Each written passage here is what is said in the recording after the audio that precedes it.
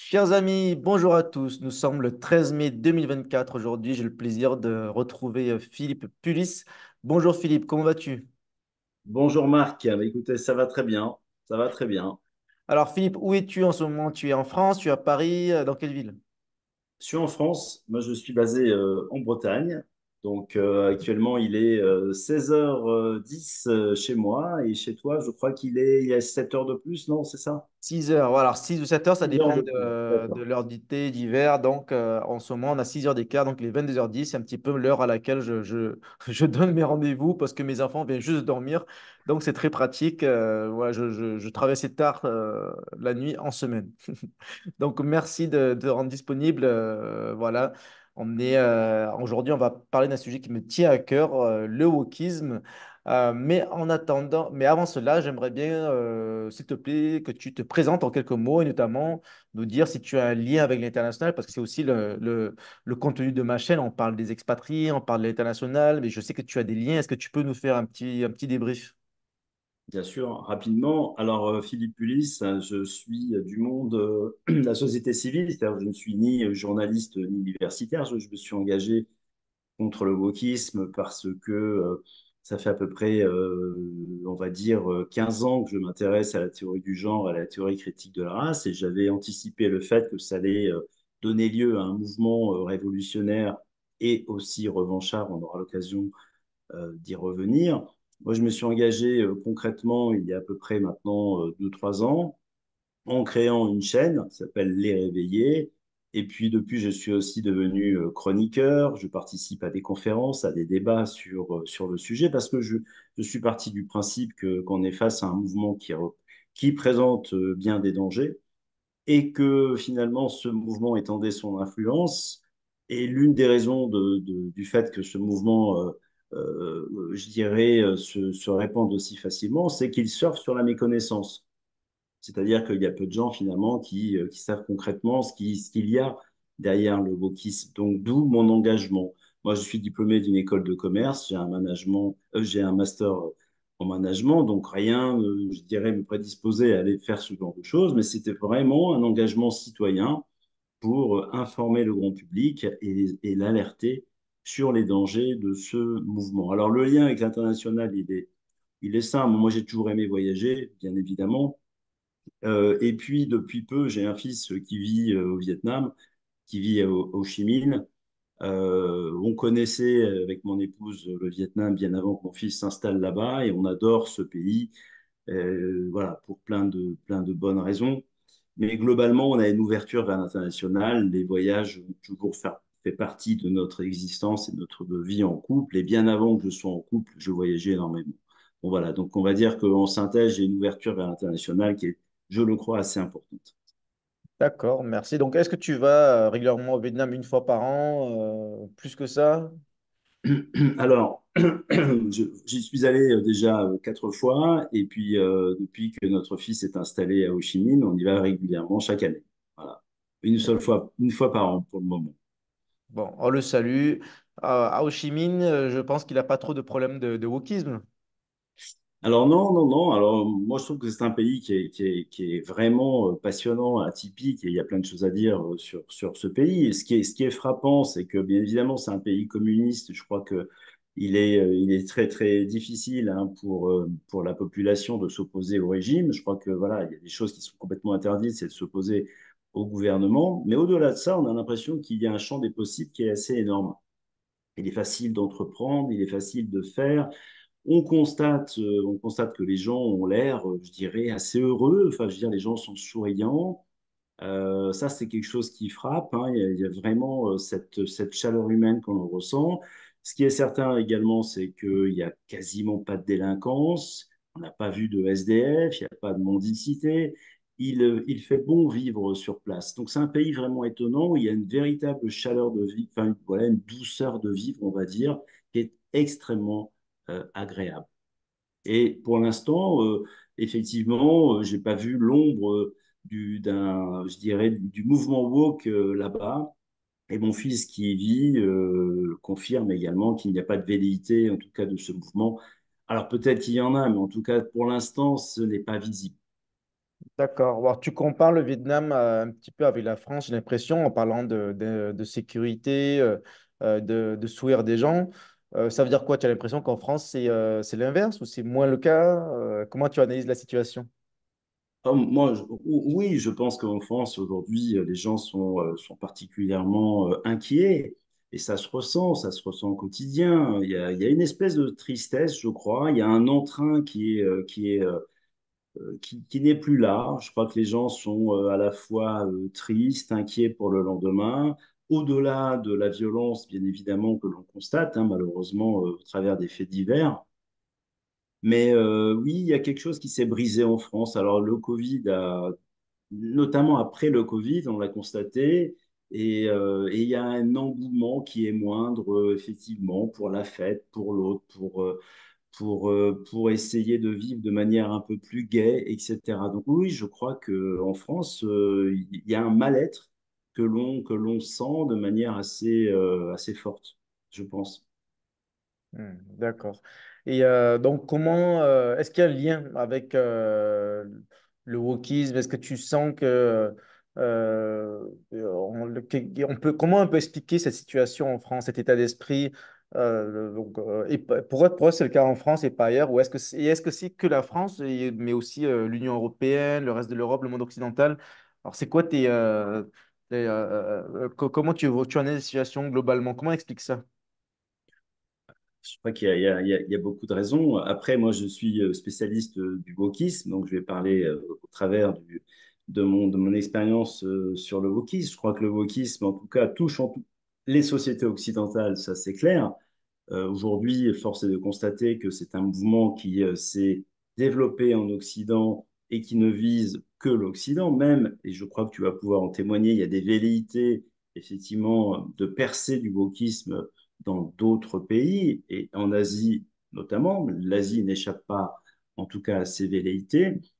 Et je crois que le wokisme déstabilise les individus énormément. Donc, au-delà, bien évidemment, de l'économie, de la crise économique, au-delà des menaces de guerre, etc., l'islamisme qui rajoute aussi une couche à toutes ces difficultés, le wokisme, oui, déstabilise énormément les individus et crée de nouvelles tensions. Il y a des affrontements, il y a des tensions qui sont de plus en plus fortes et palpables à tous les niveaux, quelque part, parce que faut rappeler quand même que le wokisme, en fait, touche aujourd'hui, enfin, je veux dire, les membres, les militants ou les partisans du wokisme sont des gens qui appartiennent à des minorités soit ethniques. Alors en France, on va retrouver les gens des anciennes colonies, des minorités sexuelles, et puis des femmes qui se revendiquent d'un nouveau féminisme. Et toutes finalement ces revendications ont donné lieu à des attaques, et ces attaques, bien évidemment, ont des conséquences, et ces conséquences sont les tensions qu'il y a entre les individus. Donc oui, ça déstabilise. Quand on dit, par exemple, aujourd'hui, quand on pose la question, par exemple, à des jeunes en disant qu'est-ce qu'une femme ou qu'est-ce qu'un homme, eh bien, des choses qui nous semblent évidentes, qui peuvent sembler évidentes, deviennent extrêmement complexes, voire casse-gueule. Alors, je disais à un jeune, mais finalement non, ça peut être, si on prend un homme politique aujourd'hui, un homme politique et on lui pose cette question, qu'est-ce qu'un homme et qu'est-ce qu'une femme, je pense que ça va poser un certain nombre de problèmes. Pourquoi? Parce que ben, le politiquement correct va prendre le relais et puis il va falloir se positionner dans la communauté LGBT et particulièrement répondre aux demandes, aux exigences des militants du transgenre, des Ouais, militants Pour transgenres. certains, pour certains du camp politique, pas tous. Certains vont dire ce qu'ils Bien pensent. sûr, bien sûr, bien sûr. Tout à fait, exactement. Mais force est de constater qu'aujourd'hui, dans les partis politiques, dans l'échiquier français, il y a quand même peu de personnalités qui s'exposent directement contre le Hmm, wokisme. Parce que le politiquement correct est extrêmement puissant, hmm, extrêmement puissant. Et aujourd'hui, eh bien, on voit que le wokisme est, je dirais, affronté et critiqué de manière décomplexée par des gens de la droite. Des gens de la droite, quelle que soit cette droite. Mais c'est surtout les gens de droite. Les gens de Ouais, gauche, même si ils sont pas tout à fait d'accord pour beaucoup avec un certain nombre de choses, mais n'osent pas le dire en réalité.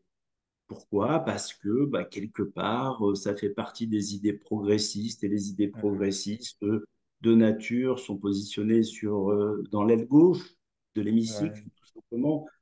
Donc, ils sont mal à l'aise avec ça, encore une fois. Donc, ça donne effectivement un sentiment assez bizarre où beaucoup pensent que, mais ne le disent pas. Et malheureusement, eh ben, ceux qui s'opposent sont diabolisés. Alors, on ouais. fait l'amalgame parce qu'il y a toujours la manipulation politique. Je pense que c'est dangereux, justement, c'est le plus grand danger, c'est-à-dire que, a priori, normalement, c'est ni de gauche ni de droite, c'est que du bon sens. Maintenant, on a l'impression que le bon sens, c'est de droite, et en fait, ceux qui sont à gauche, Mm. qui sont contre le wokisme, je vais dire, par exemple, des personnes qui votent à gauche parce qu'ils veulent plus de justice sociale, ou alors qui sont effectivement, pour certaines minorités, bon, voilà, bon, peu importe, mais en fait, ils sont contre le wokisme. Mais ils n'osent pas se montrer contre parce que c'est leur camp. Donc, ils veulent pas C'est être contre ça. leur camp, ils veulent pas être mal vus. Donc, en fait, il y a tous ceux qui font la promotion du wokisme et il y a tous ceux qui n'aiment pas trop ça, mais ils n'osent pas en parler. Du coup, en fait, je pense que c'est un monde qui est surpuissant. Et là, plus récemment, ben, on le voit, en fait, il y a quelque chose qui m'a choqué, c'est l'Eurovision. Ben, l'Eurovision qui a eu ce week-end.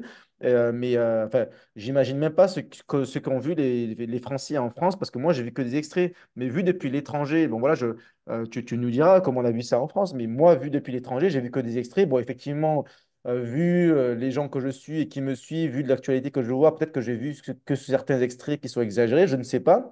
Mais quand je vois ça, ça me donne pas envie de rentrer en France, ça me donne pas envie de regarder l'Eurovision. C'est un truc de fou, quoi. Mais je comprends pas, en fait, pourquoi c'est aussi accentué. J'ai l'impression que chaque année, c'est de plus en plus. Qu'est-ce que tu en penses? Pourquoi ils sont tellement puissants et pourquoi ils se développent autant?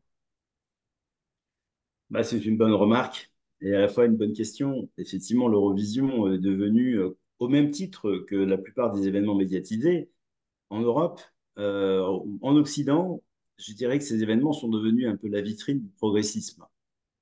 Et dans cette vitrine du progressisme, il y a bien évidemment derrière, je dirais, le wokisme qui insiste très lourdement et qui impose aujourd'hui hein, le dogme de l'inclusivité et de la diversité. Et on voit bien que les choses dérivent progressivement. C'est-à-dire que maintenant, finalement, là, en ce moment, c'est l'ère du trans. C'est-à-dire qu'en fait, les transgenres sont Ils sont à la mode. portés devant de la scène parce ils sont considérés comme les nouvelles victimes finalement ultimes du système. Parce que le wokisme, encore une fois, enfin, je le rappelle hein, pour les auditeurs, il y a vraiment toujours cette grille de lecture entre les dominants et les dominés. Et au sommet de ces dominés, aujourd'hui, on a mis la personne transgenre. Alors, il y a une espèce de promotion. Mais malheureusement, cette promotion, elle est provocante quelque part. Ça reste une provocation, puisque ça devient un petit peu grossier. Ça devient un petit peu grossier. C'est vrai que c'est omniprésent, ça devient omniprésent. Il y a eu le concours de l'Eurovision, mais il ne faut pas oublier également qu'il y a eu beaucoup de concours de beauté qui ont été remportés ces dernières années ces derniers temps par des personnes transgenres. De mémoire, il y a le Portugal et les Pays-Bas.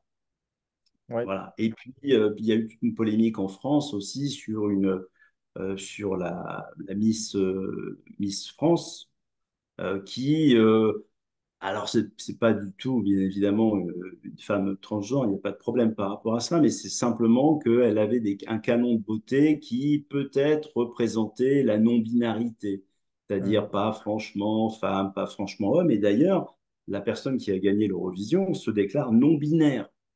Non-binaire, c'est-à-dire qu'en fait, elle ne veut pas se sentir enfermée dans le genre masculin ou le genre féminin, etc. Alors, oui, aujourd'hui, effectivement, il y a la promotion de l'inclusivité, de la diversité de manière provocante, mais je crois aussi que c'est le fruit de certains mouvements influents de certains mouvements influents. Je crois qu'il ne faut pas le sous-estimer. Je ne crois pas non plus, moi, aux choses spontanées. Je pense que tout s'explique de manière politique et de manière militante.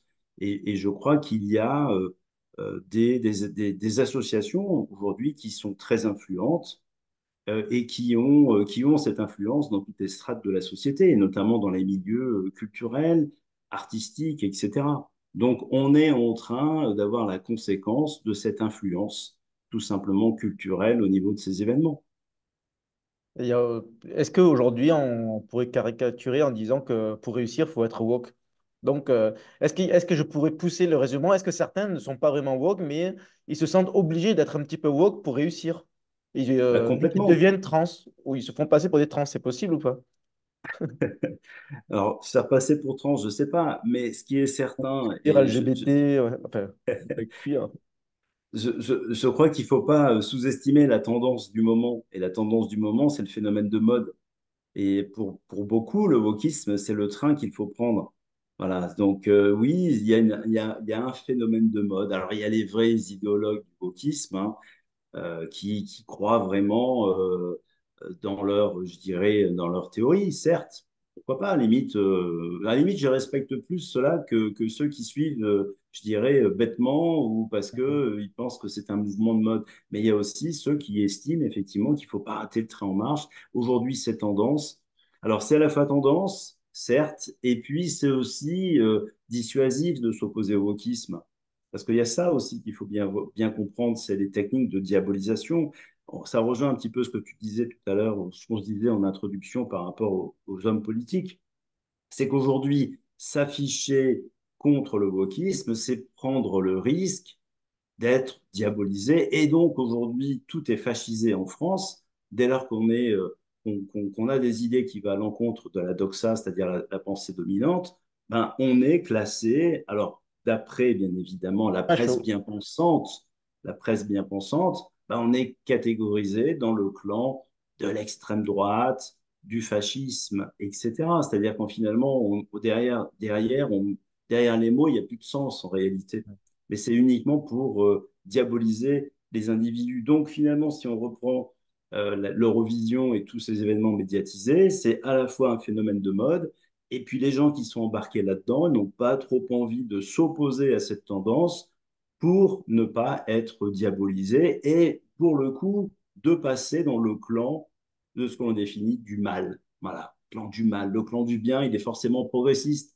C'est Mhm. le dogme du progrès. Tout progrès est considéré comme toute nouveauté plutôt est perçue comme du progrès. En réalité, ce n'est pas le cas.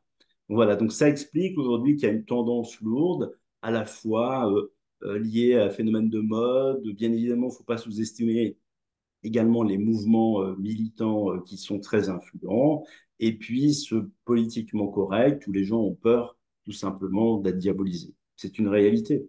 Ouais, c'est triste, c'est une réalité en France, mais aussi dans tout le monde occidental. Et puis même, même dans les endroits conservateurs comme à Hong Kong où je suis, dans la communauté française. Donc, en fait, bien entendu, l'Asie, les Chinois ne sont pas très woke, mais bon, les Français de Hong Kong sont très woke, malheureusement. Donc, on va dire dans l'esprit français, je pense aussi, voilà, c'est liberté, égalité, fraternité, défense de son prochain, défense des libertés, défense des minorités. Et donc, j'ai l'impression que les Français peuvent être plus touchés que les autres parce qu'ils ils n'osent pas critiquer, même s'ils pensent que c'est du bon sens. Et je pense que le gros danger aussi, c'est qu'il y a il y a des décisions qui sont irréversibles. Donc, quand on fait une opération trans, c'est quand même, quand on décide de devenir un homme ou une femme, c'est presque pour la vie. Donc, je sais qu'il y a on peut Mm, aller dans l'autre sens aussi. Il y en a qui demandent de se détransitionner. mm, Mais c'est pas mm, comme si on était queer. À la rigueur, si on est queer, on peut se décider de s'habiller comme une femme, mais on n'est pas femme, on reste homme, etc. Et donc, le jour où on évolue, 5-10 ans plus tard, on dit, bon, voilà, quand j'étais jeune ou ado, j'étais comme ça. Maintenant, j'ai mûri, je suis redescendu sur Terre, voilà, j'ai changé. Mais par contre, en fait, le côté trans, en fait, dans le côté woke, je pense que le côté trans, c'est le plus grave. Encore plus si ce sont des enfants. Ce sont des enfants qui ont mm, 8 ans, 10 ans, 12 ans, qui demandent à changer de sexe et que les enfants et que les parents acceptent par idéologie, là, c'est le plus grave. Donc, voilà, qu'est-ce que tu en penses? En fait, est-ce que c'est ça le plus grave de la wokisme pour toi ou est-ce que tu vois autre chose? Et d'ailleurs, qu'est-ce que c'est le wokisme? Comment tu le définis?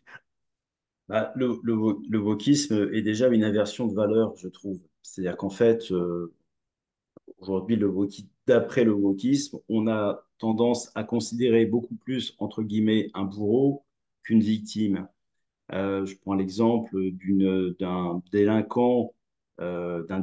Alors, dans l'exemple que je donne, je le passe comme un bourreau, mais finalement, aux yeux des woke, si ce bourreau est issu d'une minorité, donc c'est avant tout une victime. Et en fait, c'est la culture de l'excuse qui va prévaloir.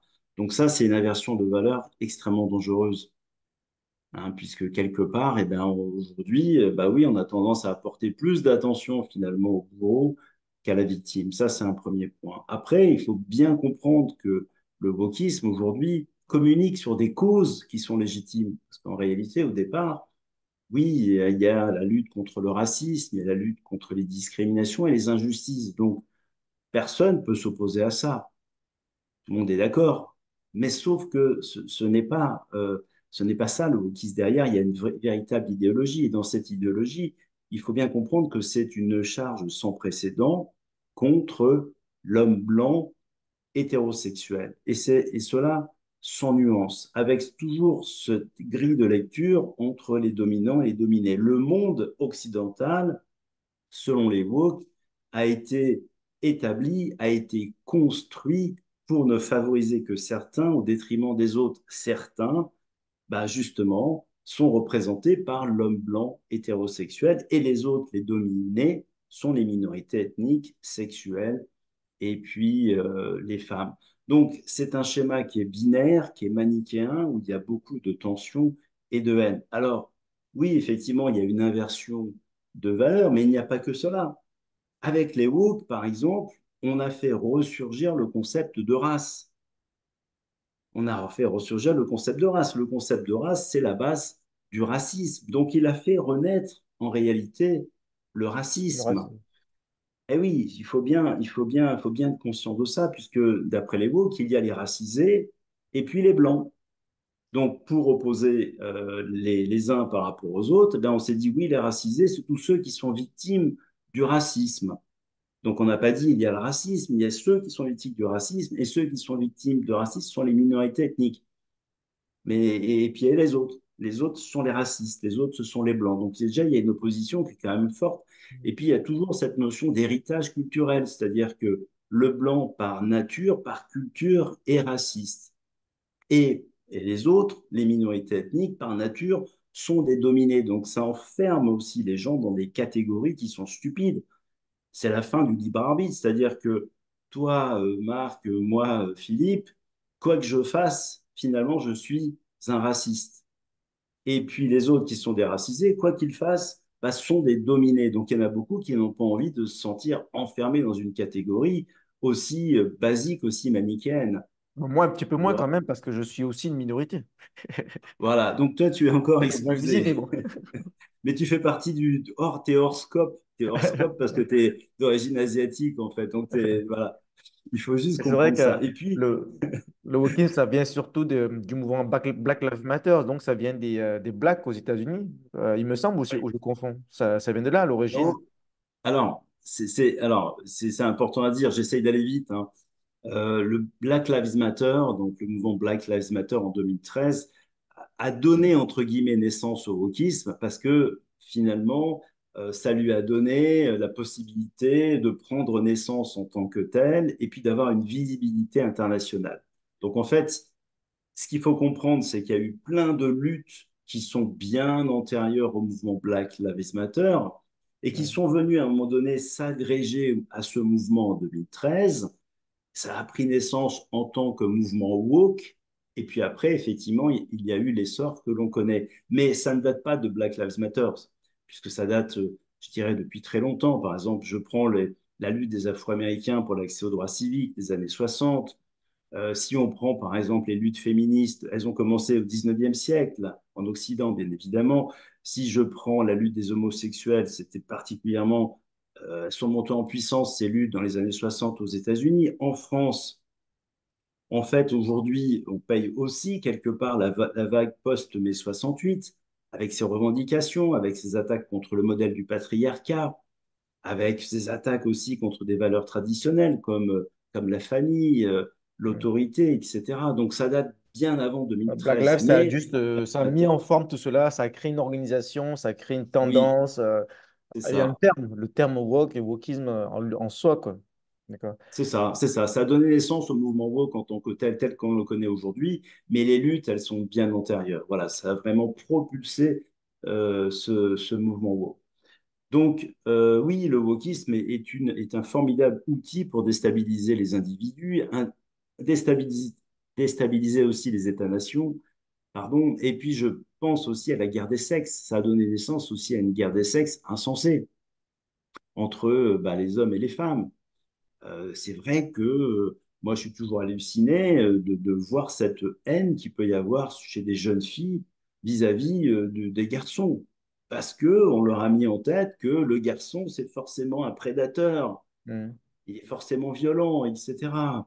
Et puis, il y a encore dans cette culture woke le mâle, le dominateur, colonisateur, donc quelque part une personne qui est un affreux quelque part. Donc il doit être détestable, il est détestable et donc il doit être détesté. Donc ça amène pas à la concorde nationale, soyons clairs. Ouais, Ça nous mène plutôt à il y une a une discorde. tendance. Ouais, il y a une tendance aux États-Unis, enfin en Amérique du Nord, j'ai l'impression, il y a je vois pas mal de vidéos sur Internet de femmes qui disent qu'elles n'ont pas besoin des hommes. Ça sert à rien. On peut vivre sans les hommes. Bien C'est sûr, c'est voilà, cas isolé, bien mais sûr. ça j'ai pas trop vu en France. Mais j'ai vu beaucoup de vidéos en anglais dedans. Ça existe en Si, France ou si, pas? en Ça doit France, si, si, exister, mais c'est encore assez marginal, j'ai l'impression. Ou pas? ah, moi, je trouve pas que ce soit marginal, c'est qu'effectivement, il y a cette tendance où, encore une fois, l'homme blanc est présenté comme un affreux. Hein, il est présenté comme un affreux, donc il est forcément, encore une fois, détestable. Il doit être donc détesté, mais il y a des attaques qui sont incroyablement dures vis-à-vis de l'homme. Oui, oui, il y a une haine qui est en train de monter en puissance entre les différents sexes, et c'est très inquiétant pour la suite, ne serait-ce que pour la natalité, quelque part. Mhm. Ah bah là, c'est clair. Bah, il y en a qui ne veulent plus avoir d'enfants parce que bah, c'est Voilà. une charge, parce que l'écologie, parce qu'il y a plein de raisons différentes. Parce qu'ils se sentent, il y en a qui se sentent même pas humains, parce qu'il y en a qui se sentent chiens ou chats ou animaux, donc c'est assez fou. Et d'ailleurs, ça vient des États-Unis aussi, tous ces gens qui se prennent pour des animaux. Oui, oui, ça vient. Alors souvent, ça vient des États-Unis. Les États-Unis sont un petit peu leaders. Hmm. Ils innovent hein, dans la, comment dire, dans les nouvelles identités. Donc effectivement, tu as les transraciaux. Tu as aussi les transraciaux, c'est-à-dire les gens qui se disent, bah finalement, moi je suis de couleur, enfin je suis blanc, mais je me considère comme noir. Donc ils se Hmm. revendiquent finalement d'une autre race. Tu as des gens aussi qui se revendiquent. Alors bon, c'est très marginal, c'est presque une caricature, mais qui peuvent se revendiquer, bah, je sais pas, moi, ils s'identifient à une plante, par exemple, ou à un Hmm. objet, ou à autre chose. Voilà, mais bon, le sommet, c'est quand même par rapport au genre. C'est vrai que le genre, on détermine son genre parce que c'est un ressenti. Et donc, ce ressenti, quelque part, va déterminer une catégorie d'appartenance. Alors, le genre, c'est le plus frappant et c'est le plus courant, au-delà de toute considération naturelle. Voilà, c'est-à-dire que finalement, moi, je suis né homme, mais je considère que si j'ai envie d'être une femme, je suis une femme. Et il y a des cas extrêmement compliqués parce que finalement, moi, ce que j'observe aujourd'hui, c'est très intéressant, c'est que finalement, le mouvement LGBT est en train d'exploser quelque part parce que avec le mouvement trans, eh ben, ça rebalaye complètement, ça redistribue complètement les cartes. C'est-à-dire que, je donne un exemple très concret. Je prends le cas, moi, je décide d'être une femme, je me revendique comme femme. Et je me dis, ben, à partir du moment où je me revendique comme femme, eh ben, je veux être accepté par le monde lesbien. Si je veux fréquenter des lesbiennes, j'ai le droit. Sauf que les lesbiennes ne sont pas d'accord. Eh oui, parce que être gay ou être lesbienne, c'est une orientation sexuelle, ça n'a rien à voir avec le genre. Ouais. Donc aujourd'hui, il y a des Ils sont pas d'accord frictions, il y entre a eux. des frictions. Ils se foutent sur la gueule même entre eux, entre elles, peu importe, parce que finalement, les trans disent, bah oui, moi je veux être une lesbienne et je ne suis pas d'accord pour être rejeté du monde lesbien. Donc il y a énorme tension et c'est pareil pour les gays. Si il y a une femme une femme qui se revendique homme et elle veut fréquenter des gays, on voit bien que ça peut poser des problèmes. Mhm. Donc ça redistribue complètement les cartes et puis aussi ça redéfinit un certain nombre de notions. Les femmes sont extrêmement attaquées. Il y a beaucoup de mouvements de contestation des femmes parce qu'elles sont attaquées dans leur définition, dans leur intégrité physique, dans certains cas, et donc elles sont menacées au niveau de leur sécurité. Il y a des tas d'exemples, notamment dans les pays anglo-saxons, États-Unis, Angleterre, Écosse, où il y a des détenus dans les prisons, hommes, qui se sont définis comme femmes et qui ont dû, au regard de la loi, être mis dans des prisons pour femmes, avec quelques problèmes. Parfois, il y en a certains qui ont mis enceinte des co-détenus, Ouais, etc. Donc, on des arrive animaux à de des fou. voilà, il y a des dérives extraordinaires par rapport à ça. Donc, le wokisme est en train d'évoluer en permanence en créant de nouvelles identités, des nouveaux groupes identitaires, et ça commence à se friter même au sein du mouvement. Autre exemple, pour terminer là-dessus, aujourd'hui, il y a une espèce d'alliance très ponctuelle, à mon sens, de circonstances entre les minorités sexuelles du wokisme et les minorités ethniques. Mais en réalité, elles ne vont jamais s'entendre, ces minorités, sur la question autour du genre et des orientations sexuelles. Ça commence, d'ailleurs, ça se frite, mais elles ne pourront jamais s'entendre là-dessus. Les minorités ethniques, de par leur culture, sont fondamentalement conservatrices. Là, tu Voilà. parles de la communauté musulmane, par exemple, qui va pas être pro-LGBT, c'est ça que tu veux dire? Voilà, exactement, exactement. Donc il y a des alliances de circonstances, mais ça va exploser, Hmm. forcément. Mais quoi qu'il en soit, déjà, on voit que le mouvement woke s'oppose aux individus de manière générale, puisqu'il y a quand même la volonté aussi d'imposer leurs normes. En fait, c'est ça qui est formidable, c'est que on parlait tout à l'heure de la complaisance des hommes politiques et des médias, c'est que le wokisme, en fait, a voulu mettre tout le monde au diapason. C'est-à-dire qu'on n'est plus dans un monde où on veut l'égalité des droits et des chances. Moi, personnellement, je me bats pour ça, pour l'égalité des droits, des chances et du mérite. Je reconnais un individu tout d'abord comme un, un citoyen, non pas comme faisant partie d'une communauté.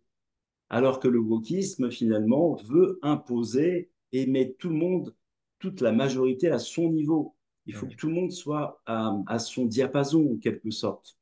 Et c'est ça qui ne va pas. Donc ça crée forcément un certain nombre de tensions. Et encore une fois, ça va ouvrir la voie des affrontements. Et c'est déjà le cas au sein du mouvement woke, Ouais. avec les LGBT, les communautés et les minorités ethniques. En parlant d'affrontements et des voix qui sont pas d'accord entre eux, etc., est-ce que tu penses que c'est un cycle? C'est-à-dire, on est dans un cycle où il y a une mode qui est débile, le wokisme, et que tôt ou tard, ça va exploser. Les gens vont se... bah, il y aura peut-être des affrontements, des guerres civiles, etc., mais ça va rentrer dans l'ordre. Est-ce que toi, tu penses que c'est quelque chose de normal, c'est une débilité qui arrive et après, ça va partir? Ou c'est là pour durer, on peut rien faire, on peut être pessimiste. Voilà. C'est quoi euh, comment tu analyses la situation, ton pronostic? Voilà. Il y en a qui me disent par exemple que t'inquiète pas, le wokisme c'est une connerie, mais dans 5 ans c'est fini. Même il y a des entreprises qui ont commencé à faire la promo, elles voient qu'elles perdent de l'argent, donc elles arrêtent. Et ils disent c'est bon, ça va passer c'est tôt ou tard. Donc toi, tu penses que ça va passer tout seul ou quoi? Qu'est-ce que tu en penses? Alors, je fais partie des rares, je dirais, intervenants sur le wokisme à mettre le lien entre le wokisme et la politique. Je pars du principe que le wokisme est, alors encore une fois, c'est pas exclusif, c'est-à-dire qu'il y a plein de paramètres, on en a évoqué certains. Donc là, je vais parler de l'instrumentalisation du wokisme. Donc c'est un ensemble de paramètres. Mais si le wokisme n'est pas contré, parce qu'en réalité, il n'est pas franchement contré, aujourd'hui on voit bien, hein, même si ça gueule un peu, comme moi je fais, comme toi tu fais, d'autres le Hmm. font, et globalement, il continue à déployer son agenda. La preuve, regarde à l'Eurovision, enfin, c'est un exemple parmi tant d'autres, mais Hmm. ça continue à déployer son agenda. Donc on ne peut pas dire sur le fond que le wokisme soit un mouvement qui soit contré efficacement. Attention. Donc pour l'instant, je pars du principe qu'il y a beaucoup de bruit, il y a du bruit, mais ce bruit n'est pas suffisant pour vraiment contrer le mouvement efficacement parce que j'estime que le wokisme est instrumentalisé par un projet politique qui le dépasse. Voilà. J'ai développé ça dans mon ancienne chronique. J'ai fait justement mon interview avec Pierre-Yves Rougeron sur ce thème-là. Et j'ai illustré finalement cette instrumentalisation du wokisme avec le jeu européen qui consiste à nous emmener vers un État fédéral. Voilà. Alors, en deux, trois mots, parce que je vais pas, là, je pourrais en parler des heures, donc c'est pas le but. Mais en deux, trois mots, c'est quoi? C'est que pour construire, alors je reste en Europe volontairement, pour construire cet État européen, et je crois, franchement, là, je suis pas dans le complotisme, je suis pas en train de me faire des films en considérant que c'est là où veulent nous emmener les dirigeants européens, hein, cette création d'États uniques. Donc, pour nos auditeurs, hein, c'est la création des États européens des États-Unis d'Europe à l'instar des États-Unis d'Amérique. Je pense que là-dessus, beaucoup de signaux témoignent de cette volonté d'aller vers cette création Ou de alors ces États uniques. l'URSS d'Europe. Ouais, L'UE-RSS. on peut le voir comme ça parce qu'effectivement, il y a une dimension totalitaire dans ce projet, je pense malheureusement. Et donc là aussi, le wokisme va contribuer à faire en sorte qu'on aille dans ce sens. Mais pour arriver à aller vers cet État unique, il faut que les peuples, en fait, cessent de se sentir appartenir à une identité nationale. Il faut briser les États-nations. Il faut Hmm. casser les logiques identitaires. Et il n'y a rien de tel que le wokisme pour déstabiliser les individus et les États-nations. Donc voilà, pour nos auditeurs, je les invite à regarder ma dernière chronique faite sur le journal Le Diplomate et de voir, pourquoi pas, cette interview que j'ai faite avec Pierre-Yves Rougeron au Cercle Aristote. Mais on pourra bien évidemment en parler peut-être dans une autre vidéo. Donc pour répondre à ta question clairement, moi je pense que le wokisme ne pourra pas être contré sans une réponse politique. Et pour le moment, on le voit aux États-Unis, on le voit en Europe, on le voit voilà, en Europe, oui, on le voit en Europe, particulièrement aussi en Angleterre. Ce mouvement n'est pas contré, au contraire, il a plutôt la complaisance des milieux politiques. Donc, tant qu'on n'aura pas de réponse politique, je pars du principe que ça continuera à se déployer. Après, il y a des victoires de pacotille, comme par exemple en France, la suppression de l'écriture inclusive. Mais quelque part, c'est du pipeau, c'est Symbolique, c'est visuel. voilà. Ça change pas grand-chose. Mais non, parce qu'en plus, ça continue à être utilisé. Alors, on fait beaucoup de vent par rapport à ça, etc. Ou si je peux faire un parallèle avec la lutte contre l'islamisme, et puis on va supprimer la baya et compagnie. Mais c'est pas suffisant. Voilà, il faut qu'il y ait des choses beaucoup plus fortes. Et donc, pour le wokisme, c'est pareil. Aujourd'hui, où il y a des mesurettes, et encore, des vents et vraiment des mesurettes, mais quelque part, encore une fois, il n'y a pas de réaction forte des gouvernements. Donc, tant qu'il n'y aura pas cette réaction forte des gouvernements, je pars du principe que ça continuera à se déployer pour atteindre l'objectif, en tout cas en Europe, de déstabiliser encore plus les individus et les États-nations et créer un peuple nouveau, un peuple européen. Et pour cela, il faut déconstruire les logiques identitaires et faire appel à l'immigration massive. Et là aussi, le rôle du wokisme est très important pour faire accepter l'immigration massive par les peuples européens. D'accord. Tu as parlé beaucoup de détruire les identités euh, nationales. Donc c'est la création d'une identité européenne, The Walk, c'est donc Eurovision, culture, etc. Est-ce qu'il y a aussi une identité culturelle européenne de la civilisation, etc. Dans le sens où, en fait, tu as beaucoup de personnes qui parlent d'une identité européenne, d'une culture européenne.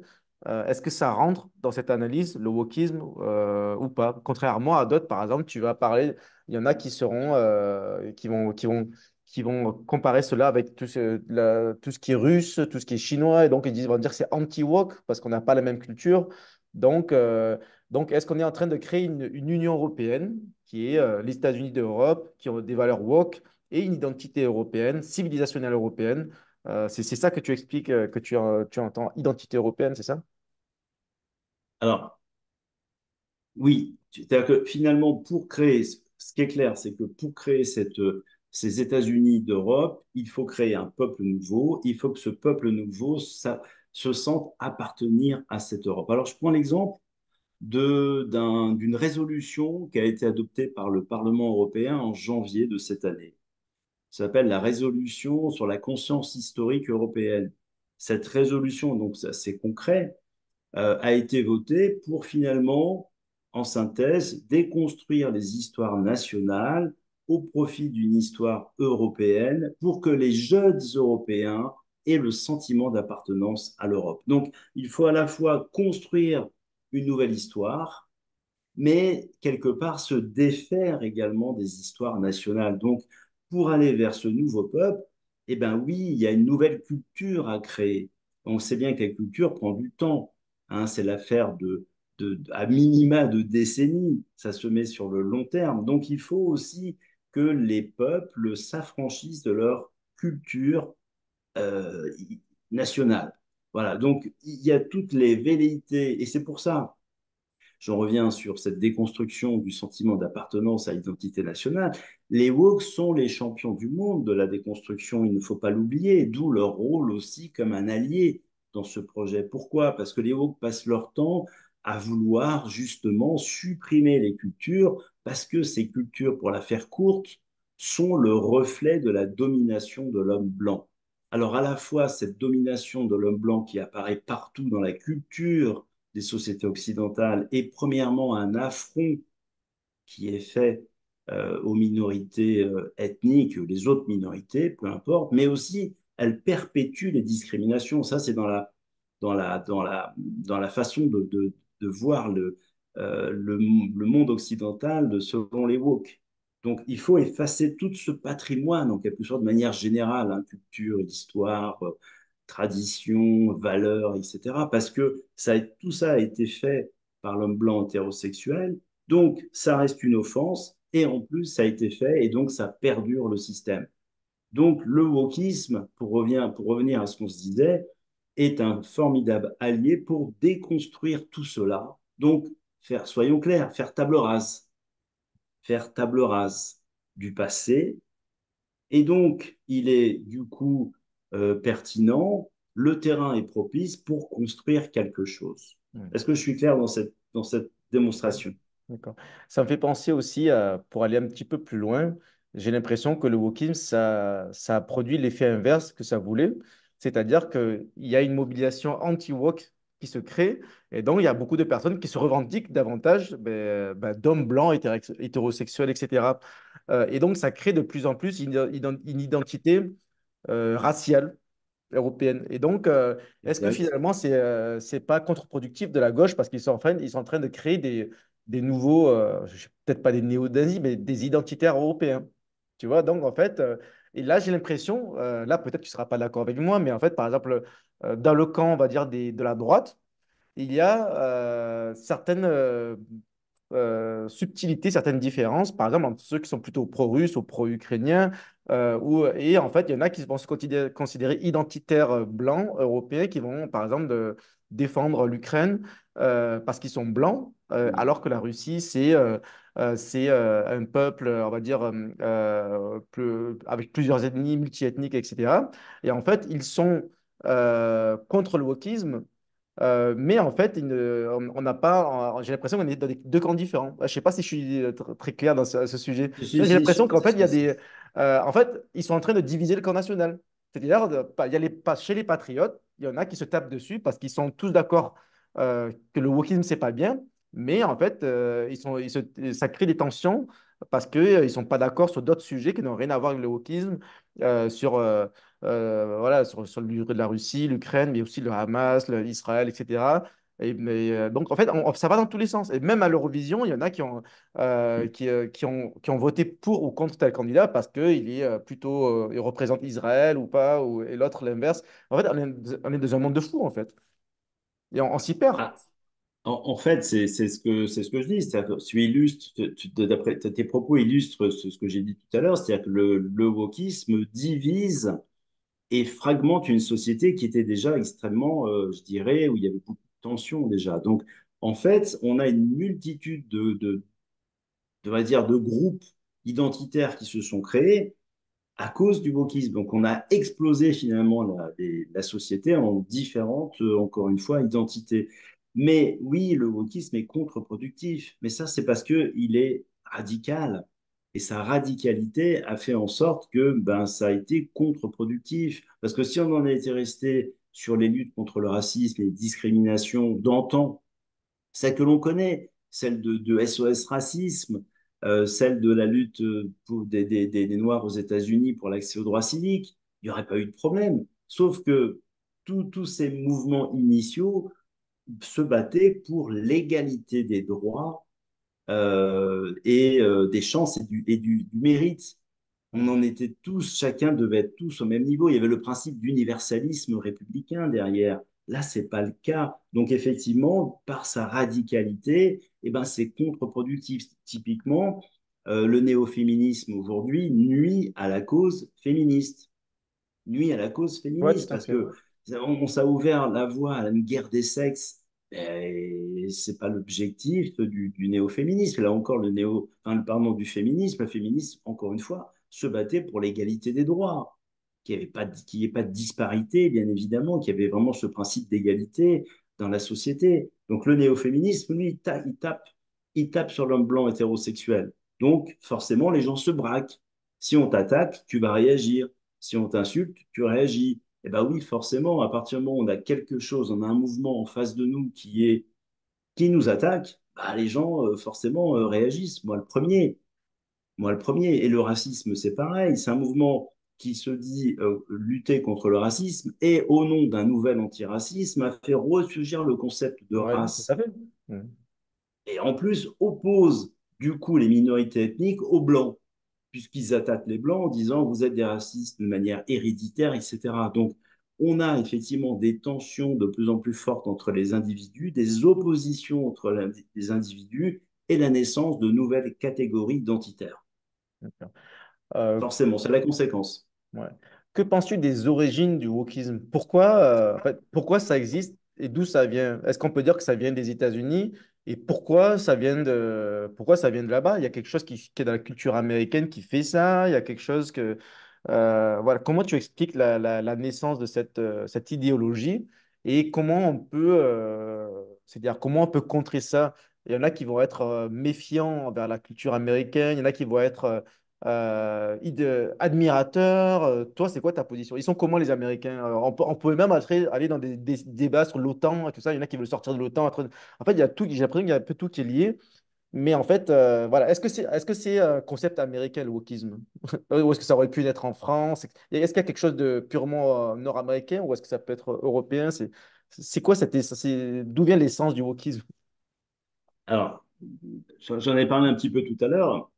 Effectivement, le wokisme, alors on attribue le terme woke à un discours du pasteur Martin Luther King, c'était en 1965. Il s'était adressé aux étudiants dans une université dans l'Ohio, peu importe, et il les avait invités à rester éveillés bon, c'était en 1965, c'était dans la lignée hein, de la lutte des Afro-Américains pour l'accès aux droits civiques. Il les avait invités à rester éveillés, remaining awake, face aux discriminations et aux injustices. Donc déjà, est né le terme, on va dire, woke. Pourquoi? Parce que en argot, remaining awake, ça s'est transformé en to be woke. To be woke. Donc woke est effectivement né aux États-Unis. Ça, c'est clair. Wok au lieu Je de awake. rappelle, voilà, to be woke est né, c'est en argot. Mais je rappelle que, encore une fois, toutes ces luttes viennent d'un peu partout, de tous les pays finalement. Donc il y avait un terreau un peu favorable dans les sociétés occidentales. On l'a vu en France avec la vague post-mai 68, aux États-Unis, les luttes contre le racisme, les violences policières après en 2013, etc., la lutte contre l'homophobie. Donc, alors, j'ai du mal à dire que ça vient vraiment des États-Unis. C'est vrai qu'il y a eu le mouvement Black Lives Matter qui a été le catalyseur. La seule chose que l'on peut dire quand même, et ça c'est factuel, c'est qu'effectivement on parle beaucoup du concept de déconstruction qui est un peu à l'origine d'un certain nombre d'études, notamment sur le genre et la race, qui vont donner lieu à la théorie du genre de Judith Butler en 1990 et après un certain nombre d'autres théories qui vont dans la lignée, par exemple le privilège blanc de Peggy McIntosh en 1989. Et là où je veux en venir, c'est que un petit peu d'histoire et remontant après pour remonter aux États-Unis. En 1900, dans les années 70, il y a eu des philosophes français, dont Jacques Derrida, qui a travaillé sur le fameux concept de déconstruction. Ce concept de déconstruction a été exporté aux États-Unis accueillis avec enthousiasme par les universités américaines, d'où l'appellation de French Theory, parce qu'il n'y avait pas que Derrida qui avait travaillé sur ce concept de déconstruction, il y en avait d'autres, dont Deleuze, entre autres. Donc Foucault également. Donc ça a été accueilli avec enthousiasme dans les universités américaines dans les années 80, et c'est de là qu'ont fleuri un certain nombre d'études, études sur la race et le genre. Alors, disons que nous, on a fourni un certain nombre de choses. C'est vrai que les États-Unis ont retravaillé ça, ont donné naissance à un certain nombre d'études. Alors, ils ont été du coup innovants dans ces principes, on va dire. Et puis après, il y a eu tout ce que l'on sait avec le mouvement Black Lives Matter. Donc, c'est difficile à dire que ça vient vraiment des États-Unis. Disons qu'à un moment donné, on a l'impression quand même, aussi bien avec le concept de déconstruction que le mouvement Black Lives Matter, que les États-Unis ont été effectivement le catalyseur, le Mhm. propulseur de ces mouvements, mais qu'initialement, en tout cas, les origines, elles sont un peu éparses et On va dire que c'est elles datent occidental. depuis. C'est occidental, voilà. Et puis, comme je le disais aussi dans l'une de mes chroniques, c'est que l'Occident, par nature, a toujours été un terreau favorable culturellement aux mouvements sociaux, aux mouvements de défense des droits et des libertés. Donc, et les États-Unis particulièrement. Donc, c'est pas très étonnant non plus hein, que cette idéologie soit née en Occident. Et puis, il y a eu aussi la colonisation. Je parle surtout des pays d'Europe de l'Ouest. Il y a eu le phénomène de colonisation et je crois aussi que le fait que les pays d'Europe de l'Ouest ont accueilli des populations immigrées de manière conséquente qui viennent des pays colonisés, qu'ils avaient Mhm. colonisés, eh bien, il est clair que les études, ce qu'on appelle post-coloniales, ont eu un impact aussi conséquent dans ces pays d'Europe de l'Ouest, puisqu'ils avaient Ouais, accueilli, logique. encore une fois, des populations qu'ils avaient colonisées. Donc, tout ça avait créé du ressentiment, de la haine. Donc, ces études ont eu un écho particulièrement important, en tout cas dans ces pays-là. Donc, je ne sais pas si j'ai répondu à ta question. Ouais. Donc, ça vient des États-Unis, pas franchement, mais en tout cas, les États-Unis ont été un formidable catalyseur et puis ont permis de propulser, en tout cas, c'est de leur donner une dimension à toutes ces théories et puis de donner corps, en quelque sorte, avec le mouvement Black Lives Matter. Est-ce que tu penses qu'il y a un déclin, une décadence de l'Occident? Il y en a qui disent ça, j'en fais partie, je le dis souvent. Il y en a qui n'aiment pas ce terme, disent mais non, c'est temporaire, faut pas exagérer. Nous, les Occidentaux, nous sommes encore très forts, on va toujours se relever, etc. Voilà, qu'est-ce que tu en penses? Il y a beaucoup de gens qui disent il faut fuir l'Occident, il faut aller en Chine, en Russie, en Asie, il faut aller dans des pays plus sûrs, plus conservateurs. Il y en a et voilà, il y en a qui n'y croient pas du tout, disent que c'est de l'exagération. C'est quoi ton point de vue? Hmm. Bah, c'est une question plutôt que je me pose. J'ai pas La question que je me pose, c'est est-ce que c'est le wokisme et par exemple l'islamisme qui fragilise les sociétés occidentales? Première question, à laquelle je n'ai pas forcément de réponse, même si j'ai des éléments de réponse, mais très personnels. Ou alors, est-ce que c'est parce que les sociétés occidentales sont fragiles, ont été Mhm. fragilisées, qu'elles sont attaquées? Voilà, ça c'est une véritable question qui mérite débat. Je ne sais pas si on aurait enfin, on pourrait avoir une réponse ferme et définitive, mais en tout cas on pourrait avoir des éléments de réponse. Et ça c'est une question qu'on peut se poser. Moi, ce que je constate quand même, c'est que parmi les éléments explicatifs de l'essor du wokisme, il y a aussi le fait que les populations occidentales laissent faire quelque part. C'est-à-dire qu'elles ont donné un écho extrêmement favorable à la démarche victimaire. Il ne faut pas oublier non plus que l'épine dorsale du wokisme, c'est la démarche victimaire. Mhm. C'est-à-dire que ces minorités ethniques se présentent comme des victimes du système qui a été construit par cet homme blanc hétérosexuel. Il ne faut pas l'oublier. Donc la démarche victimaire, encore une fois, est très importante. Et je constate que cette démarche victimaire a un écho extrêmement favorable. Et pourquoi elle a un écho extrêmement favorable? C'est-à-dire que finalement, il y a des gens, évidemment, qui acceptent l'idée d'être des racistes héréditaires, même si dans les actes, ça ne se fait pas. qui sont d'accord pour dire que nous sommes des affreux, nous sommes donc détestables, etc. Parce qu'il y a en Occident cette notion de haine de soi et cette notion de culpabilité. On voit des choses folles aux Mais États-Unis, des Blancs qui font des bises sur la chaussure de noir, etc. voilà, Des c'est spectacles de ça. fou, quoi. C'est C'est ça, des c'est des n'importe fesses quoi. de repentance. C'est-à-dire qu'en fait, il s'est développé cette haine de soi parce que, à force de dire culturellement, depuis, il y a des gens qui sont, depuis qu'ils sont tout petits, ils entendent dire ils sont détestables, ils ont commis des choses affreuses. Donc, Leurs ils sont dans cette ancêtres. culture. Et oui, donc ils ont colonisé, ils ont participé à l'esclavage, etc., à des guerres. Enfin, on leur dit, c'est pas faux, mais on ne relativise pas les choses. Donc on leur dit qu'ils sont affreux et détestables. Donc ils se disent, bah oui, effectivement, je suis un affreux et détestable. Donc il y a cette haine de soi et ce sentiment de culpabilité au regard de ce passé, d'accord? Et donc les gens se sentent redevables. Alors bien évidemment, ça ne se dit pas, ça ne se dit pas, mais ça se ressent. Donc, je crois que si on est attaqué aussi frontalement par le wokisme et s'il y a si peu de résistance, il y a aussi à l'intérieur de ces sociétés occidentales des peuples qui, quelque part, sont un peu complaisants, sont complaisants. Ils vont dans ce sens parce qu'ils estiment effectivement être des affreux et être détestables. Donc, on ne défend pas ce que l'on n'aime pas, en quelque sorte. Ça, c'est quelque chose que l'on, peut-être on ne ressent pas dans d'autres civilisations. En Asie, on le ressent moins fortement. Les gens sont fiers peut-être de leur civilisation, sont fiers de leur passé, alors qu'en Occident, ouais, les gens ne sont pas fiers finalement. Et cette haine de soi l'emporte même sur la raison, même sur la raison, quelque part. Et ça, c'est un phénomène, je crois, qui est vraiment atypique et qui touche particulièrement les sociétés occidentales. Donc ça explique, entre autres, l'essor du hockey, sans parler de l'instrumentalisation politique, des enjeux économiques, les lobbies, parce qu'il ne faut pas non plus se voiler la face.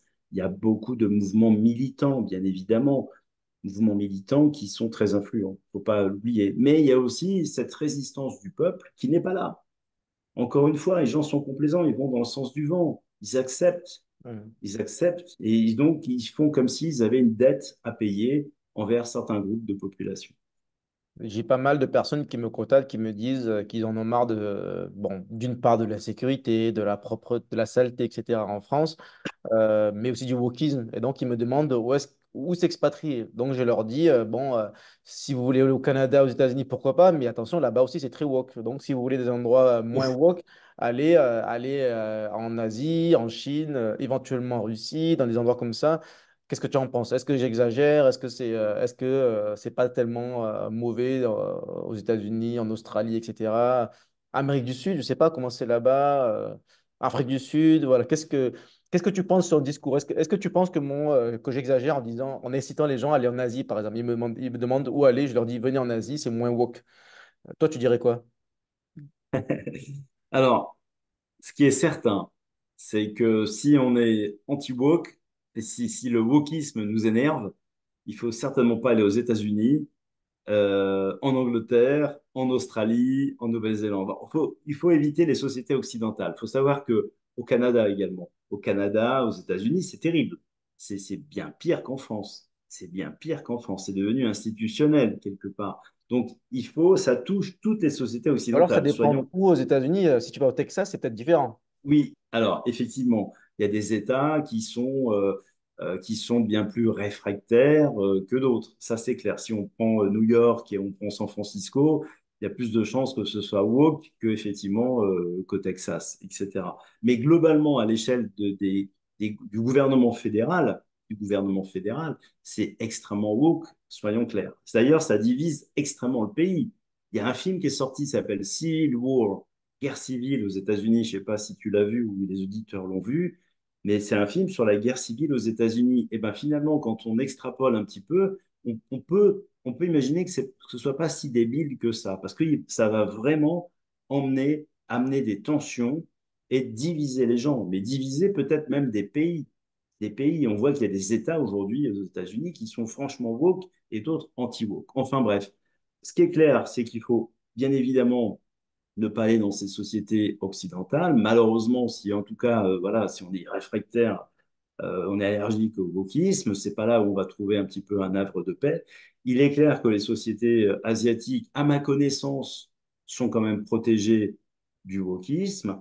En Amérique du Sud, pareil, j'ai l'impression que oui, c'est Pourquoi? assez Parce qu'ils protégé. ils sont eux-mêmes plus homogènes, parce qu'ils sont plus chrétiens, parce que c'est... Qu'est-ce qui explique que l'Amérique du Sud est moins touchée par le wokisme?